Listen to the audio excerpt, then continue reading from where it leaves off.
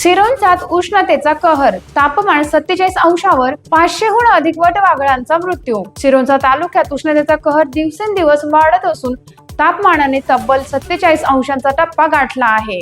वाढत्या उन्हाच्या तडाख्याने नागरिक त्रस्त झाले असतानाच वन्यजीवांनाही मोठा फटका बसला आहे.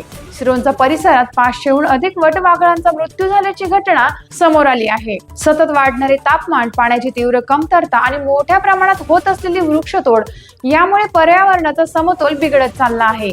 जंगल परिसरातील पक्षी व वन्यजीव उष्णतेने हैराण झाले असून त्यांना येत्या काळात परिस्थिती आणखी गंभीर होण्याची भीती व्यक्त केली जात आहे. घटनेची माहिती मिळताच पशुवैद्यकीय अधिकाऱ्यांच्या मार्गदर्शनाखाली तातडीने कार्यवाही करण्यात आली. संसर्ग टाळण्यासाठी कर्मचारी व नागरिकांनी मास्कचा वापर केला. जेसीबीच्या सहाय्याने खोल खड्डा खोदून मृत वटवाघळांना पुरण्यात आले. तसेच वरून मीठ टाकून सुरक्षितरित्या विल्हेवाट लावण्यात आली.